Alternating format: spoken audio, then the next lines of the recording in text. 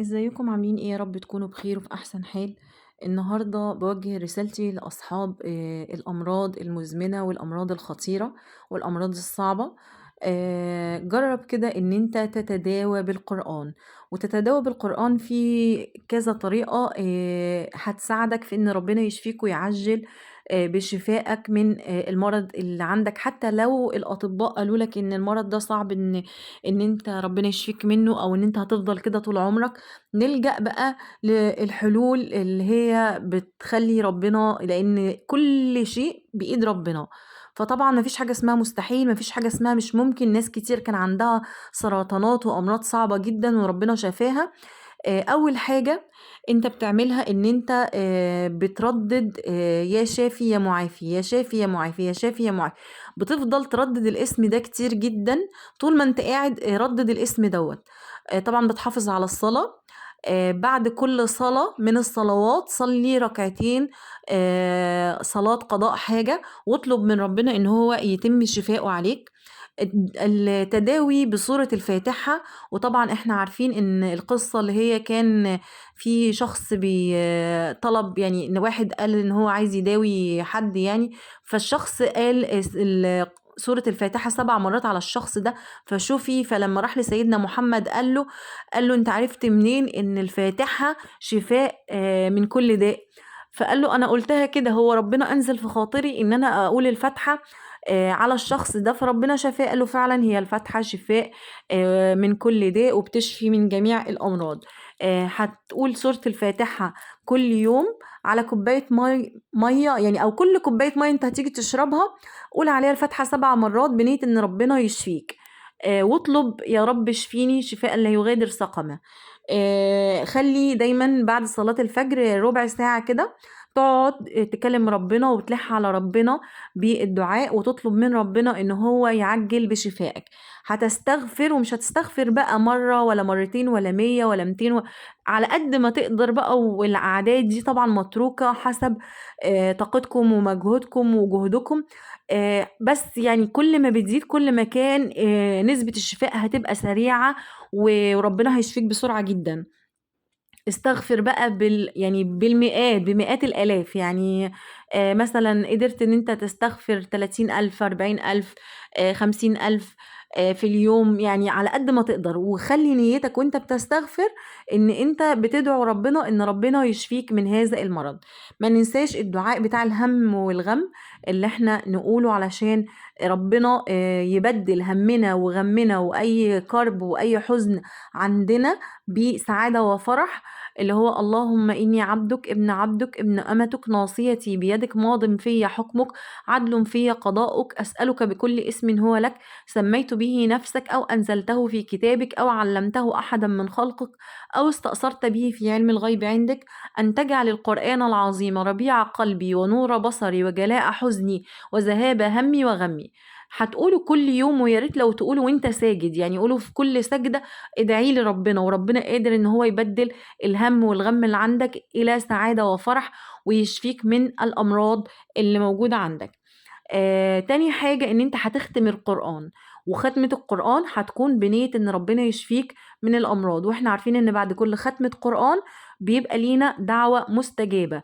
اختم القرآن وادعي واطلب من ربنا حاجتك، وقول يا رب اشفيني من اللي انا فيه دوت عاجلا غير آجل.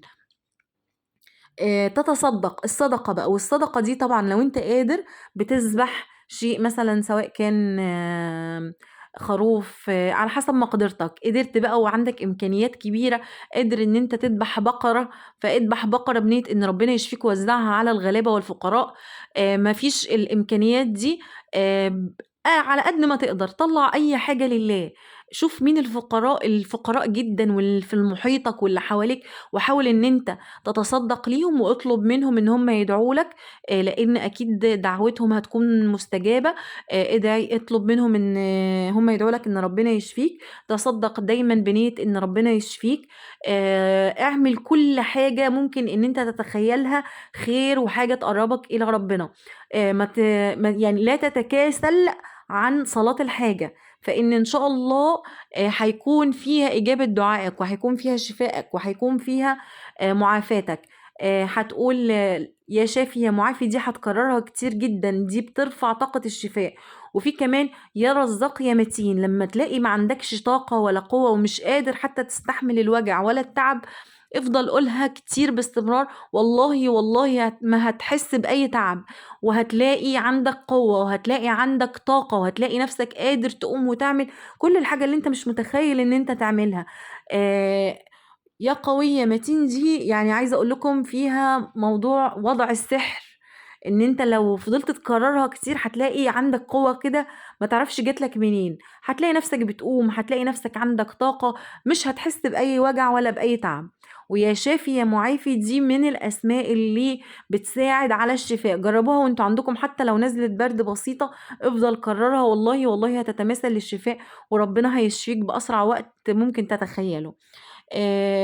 نردد كمان دعاء ذي النون، لا إله إلا أنت سبحانك إني كنت من الظالمين، وادعيها بنية الشفاء، لأن دي دعوة، وتدعيها بأي نية أنت عايزها، وقول اللهم بحقها وبحق الأسرار المستودعة فيها عجل لي بشفائي من مرض كذا يا رب، واشفيني شفاء لا يغادر سقما، وعافيني معافاة دائمة يا رب العالمين.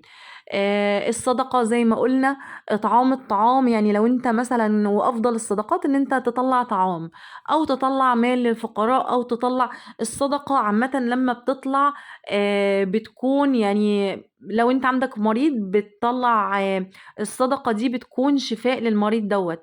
لو أنت عندك أي شيء بقى أو أي مشاكل، الصدقة ديّة يعني وضعها وضع السحر هي كمان، إنها بتنجّيك من كل بلية، وما نقص مال من صدقة، يعني الصدقة دي بتروح قبل ما بتروح في إيد العبد فهي بتروح عند ربنا، وربنا طبعًا أكرم الأكرمين، يعني أنت لو أنت اتصدّقت بحاجة ربنا كريم، هيعوّضك بقى بدالها، أنت عايز ربنا يعوّضك بيها في صحتك، فربنا هيعوّضك بيها في صحتك. اعمل بقى مثلًا حاجات إن أنت مثلًا وهبت ثواب، مثلًا إن أنا هاقول الصلاة على سيدنا محمد، وافضل بقى قولها بعدد كبير، بنية التصدُّق عن كل عضو من أعضاء جسمي، أنت متخيّل إن أنت بتتصدّق عن كل عضو من أعضاء جسمك، وده بقى كمان للناس اللي هي لا تملك من أمرها شيء، معهاش فلوس أصلًا تتصدّق بيها، قوتها على قدّها، رزقها ما فيش فائض إنها تتصدّق، أنت بتتصدّق بذكر، بقرآن، بصلاة، بأي شيء بقى أنت ممكن تتخيّله، وتصدّق عن كل عضو من أعضاء جسمك، وافضل ردِّد الصلاة دي، طبعًا كل ما بتزيد يعني كل ما بتزيد في الطاعات والعبادات، كل ما بيبقى الموضوع أسرع بكتير جدًا. لا إله إلا أنت سبحانك إني كنت من الظالمين، لو قُلتها 70,000 مرّة فربنا بيقضي لك حاجتك، فقولها حتى لو هتقسّمها على يومين، لو قدرت إن أنت تقولها في يوم واحد، وخلّي بالك لمّا بتبدأ في طاقة الذكر ربنا بيرفع طاقتك وبيهوّن لك الوقت وبيطوي لك الوقت، يعني مثلًا لو أنت مثلًا بتقرا سورة البقرة كنت بتاخد فيها ساعتين في الأول، مع الوقت ومع المداومة هتلاقي نفسك في الآخر بتوصل لتِلت ساعة، يعني أنت متخيّل كل حاجة مع الوقت بتكون كبيرة بتقل، وخصوصًا الذكر والطاعات والعبادات. اقرا سورة البقرة بنية إن ربنا يشفيك ويعافيك، اقرا سورة ياسين، وياسين لما قُرئ من أجله، اقراها بنية الشفاء، واقراها كل يوم وداوم عليها وزوّدها، يعني قولها كتير جدًا. كل الحاجات دي يا جماعة والله العظيم بتعجّل بالشفاء، بس المشكلة إن اللي بيبقى مريض دوّة بيبقى نفسيته متدمّرة جدًا، بيبقى مش عايز يشوف حد، مش عايز يتكلّم مع حد، بيبقى خلاص حاسس إن الدنيا خلاص بقى وهي دي آخرتي وهي دي النهاية، لأ، ارفع طاقتك بالأمل في الله سبحانه وتعالى، خلّي عندك الأمل، خلّي عندك يقين إن ربنا قادر إن هو يشفيك، خلّيك دايمًا عارف إن ربنا قادر إن هو يغيّر كل شيء ويبدِّل كل شيء من أجلك، وإن ما فيش حاجة اسمها صعب ولا مستحيل أبدًا، أبدًا، وربنا هو الشافي المعافي قادر إن هو يشفيك ويتمِّم شفاؤه ليك. ما تنسوش الفاتحة، اقرا سورة ياسين، الختمات. ساعد حد محتاج مساعدة، وحاول إن أنت مثلًا لو في قدرتك إن أنت تساعد شخص أو إن أنت تعمل معاه أي حاجة قادر إن أنت تعملها، حاول إن أنت تعمل دوّة. حاول مثلًا إن أنت تطلّع تحط مصحف في كل جامع، ويكون في نيتك إن أنت لمّا بتعمل كده بنية إن ربنا يشفيك من المرض أو من الأمراض اللي موجودة عندك. كل الحاجات دي بتساعد في شفائك. القرآن الكريم، طبعًا كل آية من القرآن الكريم فيها شفاء من كل داء. امسك المصحف وامسك سورة وقُل اللهم بحق سورة كذا وسورة كذا وسورة كذا، وكل حرف في هذه السورة وبحق من أنزلها ومن نزل بها، يا رب اشفيني شفاء تامًا لا يغادر سقما. قُل الأدعية بتاعة الشفاء لمّا تلاقي نفسك إن أنت تعبان جدًا، اللي الرسول علّمها لنا، الرسول صلى الله عليه وسلم علّمها لنا، إن أنت بتحط إيدك على مكان الألم أو الوجع وتقول بسم الله الرحمن الرحيم. أعوذ بعزة الله، دي بتقولها 3 مرات. أعوذ بعزة الله وقدرته من شر ما أجد وأحاذر. أعوذ بعزة الله وقدرته من شر ما أجد وأحاذر 7 مرات. ديّة بتخفف الألم وبتخفف الوجع. اللهم رب الناس اذهب البؤس اشفي أنت الشافي لا شفاء إلا شفاءك شفاء لا يغادر سقما. وبعدين تقول اللهم أنزل شفاء من شفائك ورحمة من رحمتك على هذا الوجع، وتكون طبعًا حاطط إيدك في مكان الألم أو مكان الوجع أو على جسدك بنية إن ربنا يشفيك ويعافيك. ختمات المصحف دي جميلة جدًا. طبعًا قُلنا الناس اللي هي لا تملك من أمرها شيء، تصدّق عن نفسك، قُل دايمًا استغفر، إحنا قُلنا استغفر بالآلاف وبالمئات. وقُل استغفر الله لي ولوالدي وللمؤمنين والمؤمنات والمسلمين والمسلمات الأحياء منهم والأموات. اعملها وِرد يومي، واعملها بنية الصدقة وبنية إن ربنا يشفيك من الأمراض اللي موجودة عندك. وإن شاء الله ربنا هيشفيك. اتصدّق بذكر مثلًا لا إله إلا الله، اتصدّق بذكر لا إله إلا الله وحده لا شريك له، له الملك وله الحمد يحيي ويميت وهو على كل شيء قدير. اتصدّق بسورة الفاتحة واقراها على قد ما تقدر. صدقة لكل المسلمين والمسلمات والأحياء والأموات. اتصدّق عن كل عضو من أعضاء جسمك. اتصدّق عن كل حد أنت شايف إن هو مريض وبيعاني زيّك، وكون في نيّتك إن ربنا يشفيك ويشفي الشخص ده. ادعي مثلًا حد أنت تعرفه في ضيق أو في زنقة أو بيعاني من نفس المرض اللي أنت بتعاني منه. الملايكة هتأمِّن على دعائك وهتقول لك ولك بالمثل. كل ما أنت بتعمل حاجة فيها كرم، فخلّيك دايمًا عارف إن ربنا أكرم مننا. وربنا هيقول لك أنت مش أحَنّ على عبدي منّي، فهيكرمك وهيكرم الشخص اللي أنت بتدعي له أو بتتصدّق له أو بتحل مشكلته.